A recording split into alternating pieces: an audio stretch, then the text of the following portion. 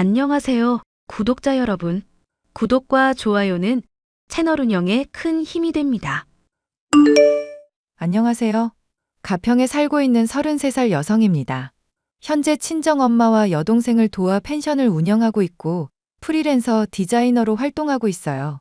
제가 평소 잘 챙겨보던 사연 채널에 이렇게 글을 쓰게 된 이유는 1년 남짓한 제 결혼 생활에 대해 말씀드리고 싶어서예요. 물론 지금은 이혼했고 돌싱의 몸이 되었지만 제 인생에서 제일 어이없던 일이기도 해서 여러분께 들려드리려고요. 살면서 고부 갈등, 시누이와 여러 갈등을 겪는다지만 저는 좀 특별한 것 같아서요. 그럼 지금부터 사연 시작하겠습니다. 저는 어려서부터 바쁜 부모님 대신에 동생을 돌보며 함께 그림 그리는 것을 좋아했습니다. 미술에 소질이 있던 저는 미대 졸업 후 출판사에 취직해 책이나 잡지에 들어갈 그림을 그리고 디자인하는 일을 하게 되었죠. 그러다 동료의 소개로 평범한 회사원이었던 남편을 만나게 되었습니다. 동료가 한 번만 만나보라며 하도 성화를 부리는 바람에 한두 번 만나서 커피나 마셔야겠다는 생각으로 만났지만 만날수록 다정다감한 모습에 반해 결국 2년이라는 긴 연애 끝에 결혼을 하게 되었답니다. 그러다 이직을 위해 직장을 그만두게 되었고 프리랜서 작가로 일을 시작했어요. 원래 가만히 있는 걸 좋아하는 성격도 아니고 뭐라도 해야 직성이 풀렸기 때문이었죠. 그런데 말입니다. 한없이 다정했던 남편은 결혼 후 180도 바뀌어 버렸어요. 가부장적인 건 물론이고 마마보이 기질이 가득하단 걸 알게 되었거든요. 당신 회사 그만뒀으면 이제라도 내조에 힘 좀 써. 그게 무슨 말이야? 내가 안 했던 것처럼 말하네? 솔직히 회사 생활 핑계대면서 삼시세끼 제대로 차려 먹은 적 있어? 우리 엄마가 그랬지? 나 매번 따뜻한 밥 해먹이라고. 그거야 시간이 안 맞고 그러면 다른 거 먹을 수도 있고 하는 거지. 어떻게 매번 삼시세끼 차리냐? 아무튼 그리고 요즘 지희 학교 때문에 바빠서 엄마 혼자 있으니까 자주 들여다보고 그래. 지금도 일주일에 2번, 3번 전화하는데 뭘 더 하라는 거야? 시도 때도 없이 오시잖아. 그건 그거고 가서 말동무라도 해드리라고. 식사도 챙겨드리고 하면 좀 좋아? 누가 보면 안 하는 줄 알겠어? 자꾸 말에 토달래? 가정교육을 어떻게 받은 거야? 아무튼 그렇게 해. 나도 작업하는 게 있으니까 일 없을 땐 자주 찾아뵐게. 회사 관두고 그깟 그림 몇 개 그린다고 돈벌이가 되니? 지금 내 직업 무시하는 거야? 벌어도 내가 당신보단 잘 벌걸? 나처럼 번듯한 직장도 아니면서 꼴에 돈 번다고 유세는. 돈은 내가 벌어다 줄 테니까 엄마한테 살림이나 배워. 이참에 가계부도 작성해보고 알뜰하게 살아보라고. 뭔가 지금 단단히 착각하나 본데 까놓고 말해서 버는 건 내가 더 잘 벌지. 돈 관리는 각자 하기로 한 거 잊었어? 서로 월급에 터치하지 말자. 쳇, 알겠다. 네 마음대로 해. 남편은 특히 제가 자신보다 잘나 보이면 그걸 못 견뎌서 안달이었어요. 그래서 말대꾸한다고 생각하면 저에게 신경질을 냈고 어떻게든 저를 억누르고 싶어 했습니다. 남편이 본격적인 성격을 드러낸 건 신혼집을 이사하고 난 뒤였어요. 처음에는 남편이 살던 오피스텔 계약 기간이 4달 정도 남아서 신혼집 입주와 겹치는 기간이라 남편 집에서 살다가 입주했거든요. 그런데 여기서 중요한 건 신혼집은 친정에서 결혼 선물로 제 명의로 마련해준 집이라는 겁니다. 솔직히 시댁이나 남편은 집을 마련할 돈이 없었고 도와줄 여유도 없었어요. 오피스텔도 반전세식으로 어렵게 구해서 살고 있던 거였고 매번 언제 내 집 가져보나 하는 말을 입에 달고 살았습니다. 그래서 이때다 싶었는지 넓은 집으로 이사도 오고 무슨 생각인지 검은 속내도 조금씩 드러나더라고요. 남편이 진작에 시어머니에게 비번도 알려주고 카드키까지 챙겨줬더군요. 시댁도 거리가 1시간이 넘는 거리인데 설마 먼 거리를 자주 오겠나 싶었는데 예상을 뒤엎고 매일 오다시피 하셨어요. 재택근무를 하는데 예고도 없이 시어머니가 신혼집에 찾아와서 지나가다 들렸다며 밥을 차리라던가 커피 한 잔 내오라던가 하는 기막힌 일은 물론이었고요. 샤워를 하고 있거나 잠시 낮잠을 자고 있을 때에도 방문하신 덕에 제 집인데도 불편하게 느껴졌답니다. 예, 어쩜 집은 넓은데 살림살이가 없어서 그런지 좀 휑해 보인다. 좀 그렇죠? 살면서 채워나가려고요. 지금 각자 일하는 것도 바빠서 살면서 필요한 게 있으면 그때그때 사려고 합니다. 그러냐? 그런데 웬 청소기가 세 대나 있어? 요즘 로봇 청소기가 유행이라던데 너도 유행 따라가냐? 이거 다 우리 아들 돈으로 산 거지? 에이, 아니에요. 어머니 로봇 청소기가 좋긴 좋더라고요. 이건 일반 청소용이고, 이건 물걸레 전용이고요. 우리 아들 집에서 아주 여왕 놀이 하면서 잘도 살고 있구나. 돈 잘 버는 남편이 턱하니 돈 보태줘서 집도 사고 너 복 받은 거야. 그러니까 우리 아들한테 잘해라. 그게 무슨 소리세요, 어머니? 말이 그렇다는 거다. 집 사면서 남자가 더 보탰겠지. 젊어서 고생한다지만 등골을 아주 빼먹으려고 하는구먼. 눈 감아주는 것도 다 아들 봐서 참는 거니까 너 나한테도 효도해야 한다. 어머니, 뭔가 오해하시는 것 같은데요. 이거 제가 쓰던 것도 있고, 선물 받은 것도 있고, 그 이 돈으로 산 거 없어요. 아, 어쨌든 살림집에 청소기가 세 대씩이나 필요해? 아까 말씀드렸듯이 각자 기능이 있고, 청소 꼼꼼하게 하려고 세 대 사둔 거예요. 세 대는 다 필요 없지 않냐? 나 이거 하나만 다오. 아, 제가 다음 달에 새 거 하나 사드릴게요. 제가 쓰던 거 쓰시는 것보단 낫죠. 그나저나 여기가 옷방이니? 뭔 옷이 이렇게 많아? 너 명품 사재기 하니? 그 요즘 애들 말로 된장녀인지 뭔지 그거야? 아니요.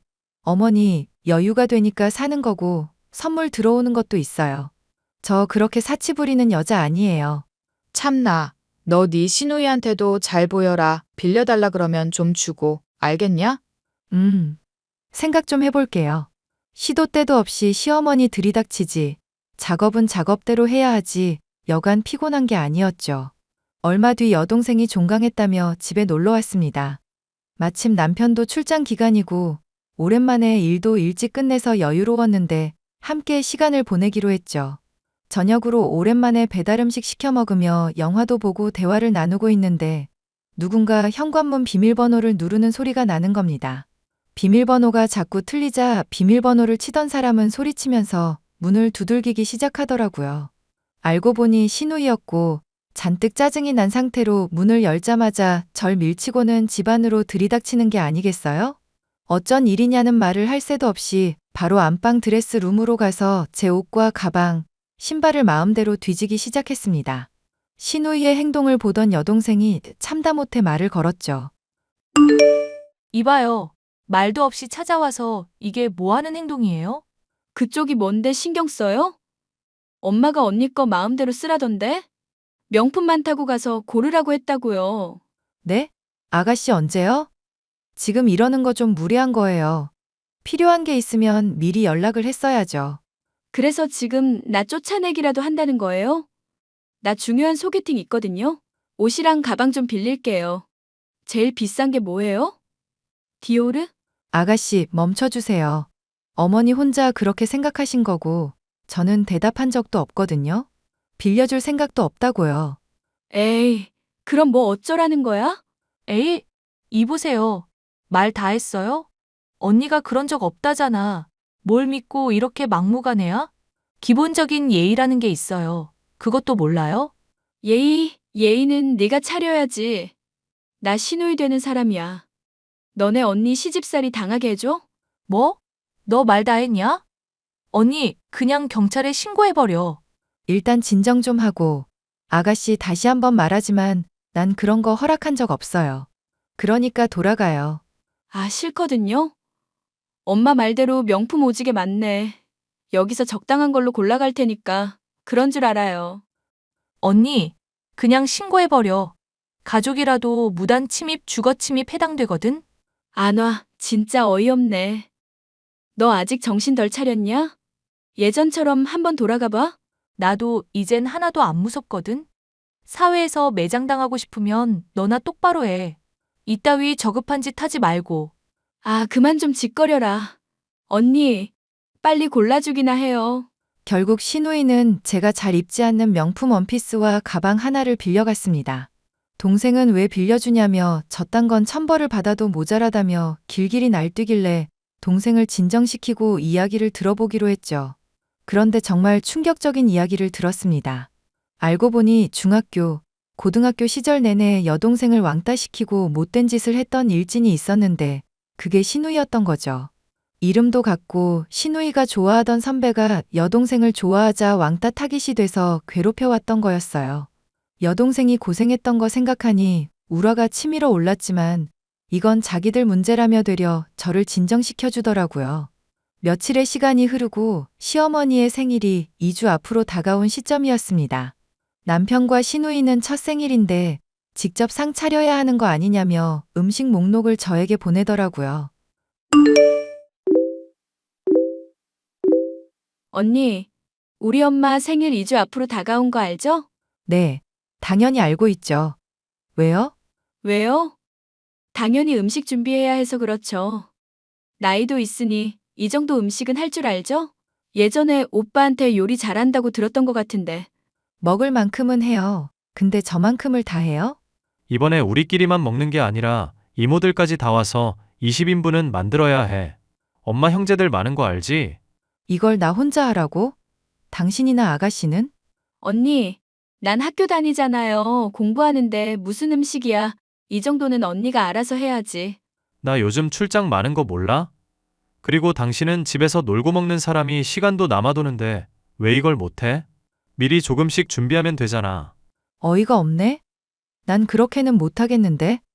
무슨 명절도 아니고 내가 왜 혼자 생신상 차려야 해? 당신이랑 아가씨는 자식 아니야? 아, 그럼 우리가 장은 봐줄게. 대신 음식은 네가 해. 그럼 됐지? 말이 안 통하네. 뭐가 불만이야?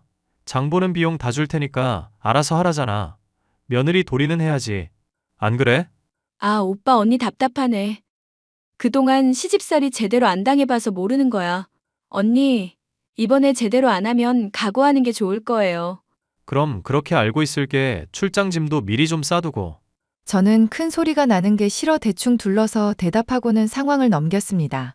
그런데 아무리 생각해봐도 저 혼자 감당하기에는 너무 버거울 것 같은 거예요.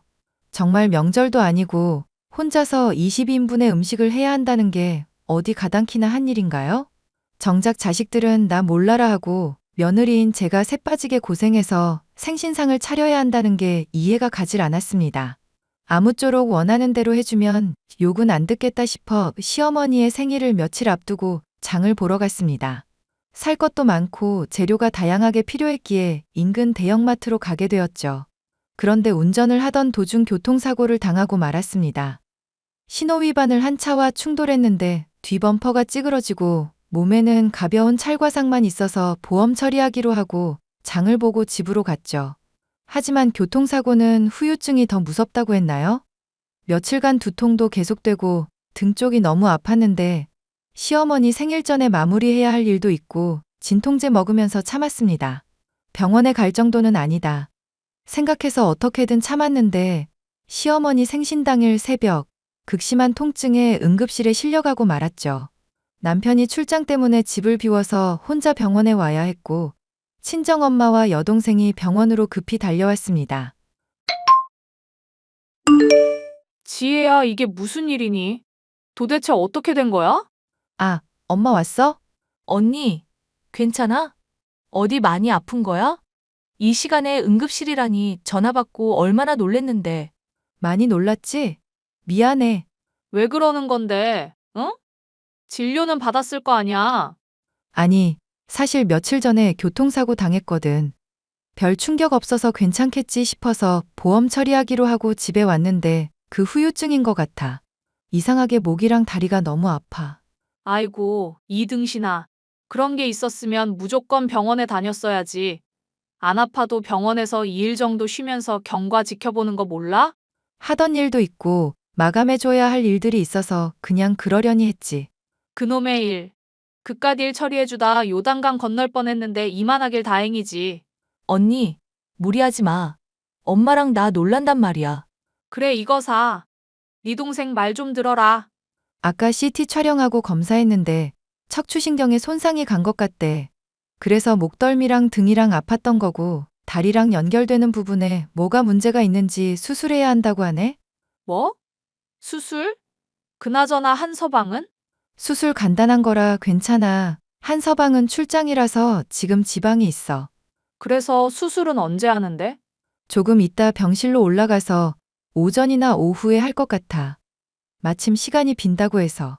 그리고 며칠 입원해야 하고. 아이고, 이 녀석아. 일단 알겠어. 여보, 나 병원에 입원했어. 뭐라고? 입원? 갑자기 왜? 교통사고 났는데 후유증이 와서. 신경 손상 때문에 수술을 해야 한대. 뭐? 수술까지? 그럼 오래 입원해야 하는 거 아니야? 그렇지. 수술하고 경과 지켜보고 검사하고 하려면 일주일은 생각하라는데? 당신 지금 제정신이야? 오늘 무슨 날인지 잊었어? 뭐라고? 다른 것도 아니고 내가 사고가 나서 다쳤다는데 어떻게 그런 말을 해? 아니, 엄마 생일이라고 그렇게 말을 했잖아. 출장 끝내고 식사 시간 맞춰서 집에 가려고 했는데 뭐 하는 짓이야? 당신 지금 말 다 했어? 아무리 어머니가 중요하다 해도 사람이 다쳐서 입원했다는데 걱정이라도 해줘야 하는 거 아니야? 내가 뭐 감기 이런 것도 아니고 수술까지 하는데 와이프 걱정은 안 되냐고. 야, 네가 그러고도 며느리야? 어떻게 우리 엄마 생일에 입원을 하냐? 음식은 누가 다 하라고. 잔뜩 기대하고 있을 텐데. 와, 진짜 너무하네. 원래 이런 사람이었어? 진짜 인성 쓰레기다. 다리가 부러졌어도 목발 짚고 상 차려야지. 지금 당장 뛰어와. 입원은 무슨 입원이야? 뭐? 지금 이 몸으로 음식을 하라고? 당신 정말 미쳤구나. 지금 이렇게 신경질 내는 거 보면 너 멀쩡한 거 맞아. 그러니 지금 당장 튀어와. 아니면 장모님이나 처제라도 보내던가. 우리 엄마 생일 이렇게 보낼 거냐? 응, 꺼져. 그렇게 좋아하는 네 엄마 생일 네가 챙겨. 나 이제 그 집 며느리 안 할란다. 남편의 말에 빈정도 상하고 마음이 상한 저는 연락처를 차단하고는 입원 절차를 밟았습니다. 동생이 집에 가서 짐을 챙겨오기로 했는데 다녀와서는 표정이 상당히 굳어 있는 겁니다. 왜 그러냐 물으니 집에 갔는데 현관문도 열려 있고 시누이가 드레스룸에서 명품 가방과 귀걸이, 반지 등을 훔치고 있었다고 하는 게 아니겠어요? 그러면서 동생이 집에 들어가니 황급히 제자리에 놓으면서 도망가듯이 나갔다며 나중에 퇴원하면 확인해 보라고 하더라고요. 여러모로 기가 막힌 상황에 어이가 없었고 일단 건강 회복을 먼저 하기로 하고 수술을 받고 며칠 병원 신세를 지게 되었습니다. 물론 그 와중에 남편이나 시어머니, 시누이의 연락은 일절 없었죠.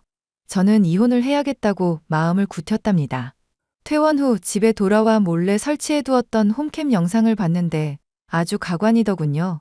시누이가 몰래 명품 옷, 가방, 귀걸이, 반지 등을 가져가는 건 물론 남자친구를 데리고 와서 자고 간 정황도 포착했습니다. 웃긴 건 남편이 출장 갔다는 시기에 집에서 웬 여자와 밥도 먹고 영화도 보고 안방에서 나오는 장면도 있더라고요.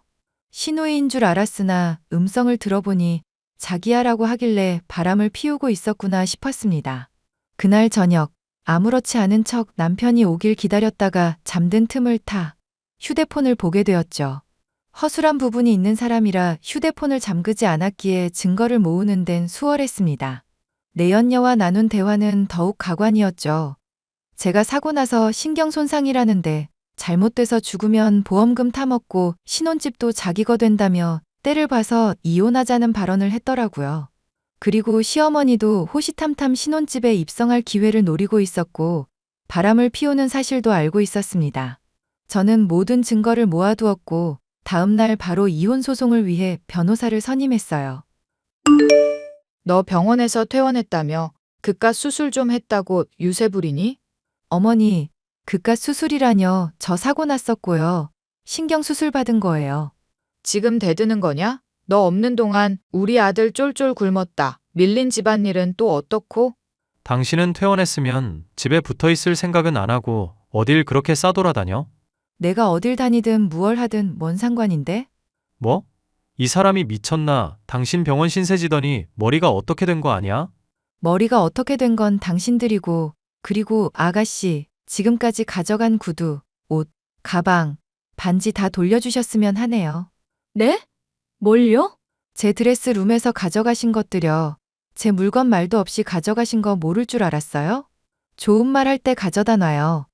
아, 흠집이라도 났으면 보상 청구할게요. 이 미친년이 어디서 그런 소리를 해. 얘가 뭘 가져가? 어디서 생사람을 잡니?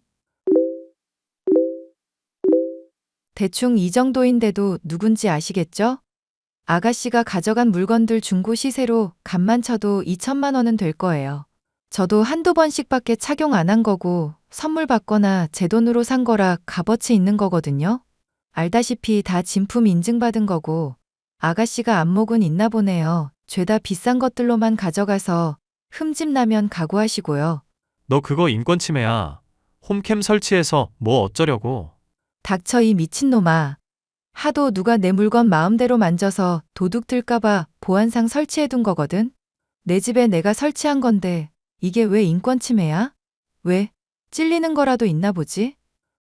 그렇게 비싼 거면 네가 더 잘 두지 그랬니? 너 우리 아들이 벌어다 준 돈으로 하라는 살림은 안 하고 사치 부린 거야? 아이고, 우리 아들은 무슨 죄야? 새로 사줄 테니까 없던 일로 해. 알겠어? 별것도 아닌 거 가지고. 다 국내 한정판이고 몇 개 없는 것들인데 당신이 무슨 수로 새로 사줘? 오늘 내로 가져다 놓지 않으면 손해배상 청구할 거니까 그렇게 알아. 난 가족이라고 예외 없어. 젠장, 도둑년으로 몰아가니까 좋냐? 그래, 내가 급전 필요해서 팔았다. 어쩔래? 어쩔 거냐고. 말도 없이 가져간 것도 모자라 팔았다고요? 이거 명백한 절도죄고 횡령이에요. 제가 말했죠? 가족이라고 봐주지 않는다고. 조만간 소장 날아갈 테니 기다려요. 이런 버르장 머리 없는 년. 우리 아들이 아깝다. 너 당장 이혼해. 짐 싸서 나가. 짐 싸서 나갈 사람은 이 사람이네요. 제 명의로 된 제 집인데 제가 왜 나가죠? 당신 바로 변호사 선임하는 게 좋을 거야. 안 그래도 이혼 소송 준비 중이거든. 조만간 법정에서 보자고. 뭐? 이혼? 이혼이 네 집 개 이름이야? 너 지금 말 다 했어? 바람 피운 사람치곤 당당하네. 위자료며 보상금이며 다 받아낼 테니까 각오해. 그렇게 좋아하는 여자랑 물고 빨고 평생 잘 살아봐. 남편은 재산 분할을 요구하며 맞소송을 걸었습니다. 1년도 안 되는 결혼 생활인데 뭐 나눌 것도 없더라고요. 당연히 이혼 소송은 저에게 유리하게 흘러갔습니다. 증거가 워낙 명백해서 빼도 박도 못했거든요. 저는 이혼 소송에서 승소해서 위자료 4천만 원 받았습니다. 그리고 시누이를 절도죄, 재물 손괴죄로 고소했고 합의금 3천만 원 받는 걸로 하고 마무리 지었어요. 마음 같아선 감옥에 보내서 본때를 보여주고 싶었지만 같은 나이인 제 여동생이 떠올라 마음이 약해지더군요. 그리고 상간녀 소송도 진행해서 승소했고 1200만 원의 보상금을 받았습니다. 저는 이혼 소송을 마무리 후 신혼집에 있는 남편 짐을 싹 빼서 시댁으로 보내버렸어요. 그러고는 친정엄마와 여동생을 불러서 같이 살기 시작했습니다. 그런데 한 가지 실수를 하고 말았습니다. 깜빡하고 현관 비밀번호를 안 바꿨는데 시어머니와 시누이가 찾아와서 행패를 부린 거예요. 집안 물건을 손에 닿는 대로 집어던지면서 몸싸움하는데 제 얼굴 상처투성이가 되고 목 옆에 상처가 깊게 생겨 응급수술 받을 정도였습니다. 여동생도 시누이랑 몸싸움한다고 온몸이 멍투성이 됐는데 여동생이 더는 못 참겠다면서 시누이를 고소했어요. 그리고 시누이가 다니는 학교 게시판에 실체를 다 까발리는 폭록을 올렸습니다. 저도 시누이와 시어머니를 무단 주거침입, 폭행죄로 고소했고 합의해주지 않았어요. 한 번은 봐줬지, 두 번은 못 봐주겠더라고요. 결국 시누이는 징역 1년의 실형을 선고받고 구치소에 수감되었고 시어머니는 나이가 많다는 이유로 집행유예를 받았습니다. 언니, 내가 잘못했어요. 이 나이에 빨간 줄이라니. 제발 한 번만 봐줘요. 그러게 내가 뭘 했어요? 나이 어리다고 깝죽거리지 말랬죠? 적당히 눈치 보고 기었어야지. 그렇게 기고만장할 땐 언제고 이제 와서 언니 하면서 살갑게 구네? 제발 탄원서라도 써줘요. 나 이렇게 범죄자 되기 싫단 말이야. 그래, 세아가 내가 잘 말할 테니까 제발 선처 좀 해주렴. 응? 싫거든요. 제가 왜 그래야 하죠? 이유 100개 되면 해결해드리죠. 뭐, 그래도 한때 가족이었는데 이러면 안 되지. 그러는 어머니는 가족이라는 이유로 절 그렇게 대하셨어요? 자기 자식이 귀한 줄 알면 남의 자식도 귀한 법인데 왜 그렇게 저한테 상처를 주셨냐고요.